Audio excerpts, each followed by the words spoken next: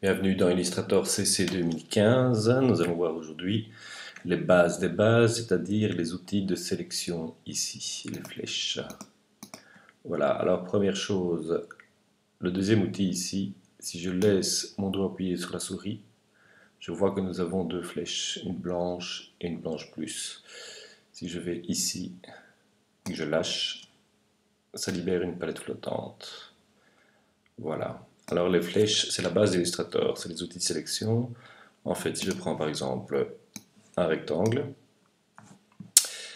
je me mets sur la flèche noire, je désélectionne, quand je clique dessus, je vois que les points d'ancrage apparaissent comme ceci. Alors la flèche noire me permet de redimensionner mon bloc. Voilà. Il me permet aussi, si j'approche de la souris les coins, on voit que le curseur se transforme en segment de rotation. Je peux donc effectuer des rotations directement sans changer d'outil. J'annule, pomme Z. Ça, c'est la flèche noire.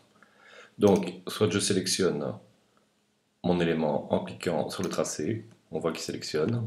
Je désélectionne l'entièreté en cliquant autre part. Soit je sélectionne en cliquant dans la forme. Il est la même chose, il sélectionne. Je désélectionne.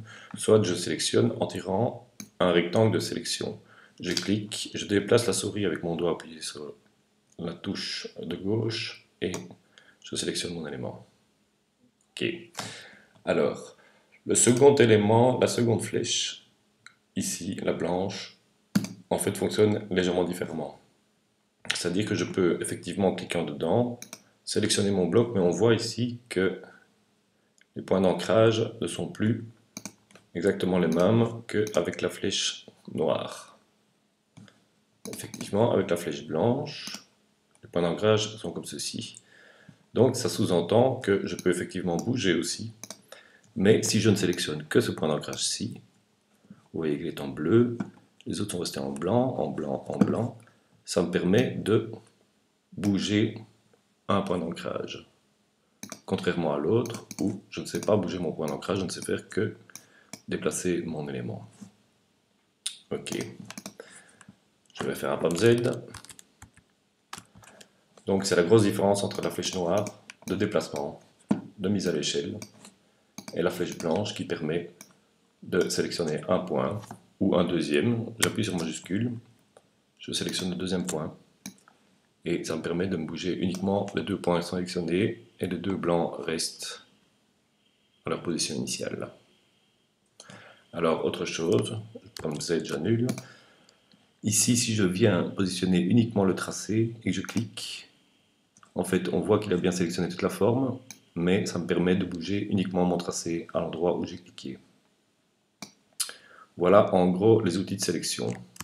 Alors, la flèche blanche plus ici, en fait, c'est utilisé un peu moins. Si je prends un deuxième bloc que je mets dans une autre couleur, je le duplique, je vais mettre un troisième ici. Voilà, disons que je groupe ma forme. Voilà, on verra plus tard. En fait, donc avec la flèche noire, je peux effectivement bouger mes éléments groupés. Mais si je ne désire bouger uniquement que celui-ci, je ne sais pas le faire directement avec la flèche noire. Donc, l'intérêt de la flèche blanche plus ici, qui permet de bouger cet élément-là séparément et de le déplacer. Alors que ici, voilà, on voit que tous les éléments restent groupés. Voilà, ça c'est les outils de sélection dans un premier temps.